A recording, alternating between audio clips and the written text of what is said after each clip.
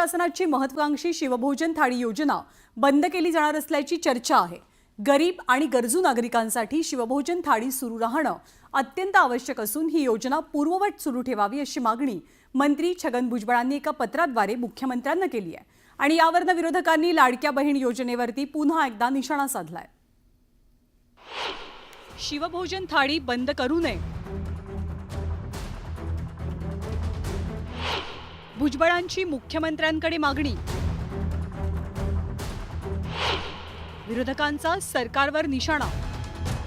उद्धव ठाकरेंचं सरकार असताना शिवभोजन थाळी सुरू करण्यात आली होती। यावेळी छगन भुजबळ अन्न आणि नागरी पुरवठा मंत्री होते।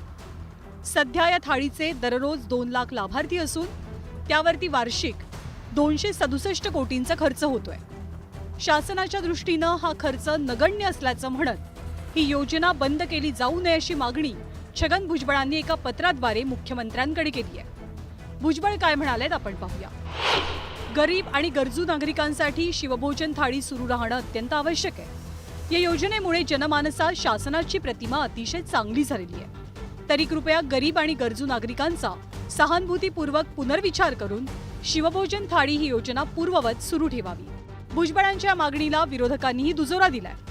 शिवभोजन थाळी ही आधीच्या महाविकास आघाडीच्या सरकारनं श्रमिक, कष्टकरी, गोरगरीब जनता याच्यासाठी केली होती। पण सरकारला आता ते गोरगरिबांना अन्न पुरवणं परवडत नाही, कारण त्यांना राजकारणात त्याचा उपयोग नाही आहे। पण ठीक आहे, भुजबळ साहेबांनी हा विषय मांडलाय, आम्ही त्यांच्या मागे उभे राहू। भुजबळ साहेबांचा सध्या फडणवीस साहेब ऐकतील अशी परिस्थिती आहे। त्यामुळं कारण भुजबळ साहेब आणि फडणवीस साहेबांच्या जवळ गेल्याची चर्चा माध्यमामध्ये मोठ्या प्रमाणात आहे। दुसरीकडे निवडणुकीआधी सरकारनं लाडक्या बहिणींना 2100 रुपये देण्याचं आश्वासन दिलंय। त्यासाठी सरकारी तिजोरीत मोठी तरतूद करावी लागणार आहे। या तरतुदीसाठी राज्यातील इतर काही योजनांना कात्री लावली जात असल्याचा आरोप विरोधकांनी केलाय। 6 महिन्यापासून मनरेगाचे पैसे दिले जात नाही। कालच गडचिरोलीच्या एका मजुराने आत्महत्या केली। मी काल सांगितलं इथपर्यंत भयावह परिस्थिती। 4 महिन्यापासून संजय गांधी निराधार योजनेचे पैसे मिळत नाही। किती लोकांचे सांगायचे, अंगणवाडी सेविकांचे पैसे मिळत नाही, कंत्राटदार संप पुकारलाय।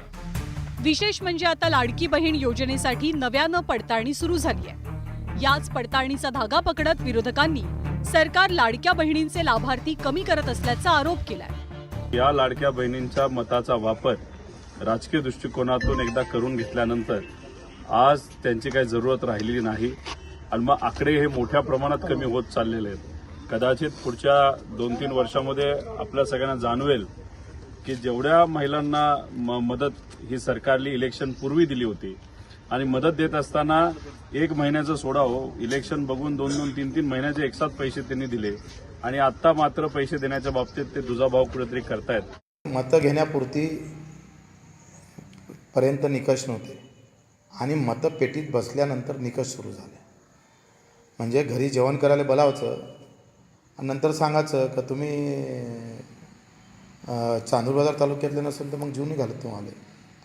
ही जी काही बनवाबनवी आहे हे याच्यातून सरळ स्पष्ट होतं का तुमची योजना लाडक्या बहिणीसाठी नव्हतीच, तुम्ही सत्तेसाठी ही योजना आणली होती, हे स्पष्ट इथं होतं। ज्या योजना सुरू केल्यात लाडक्या बहिणींच्या, लाडक्या भावांच्या, लाडक्या शेतकऱ्यांच्या, त्या कुठल्याही योजना बंद होऊ देणार नाही।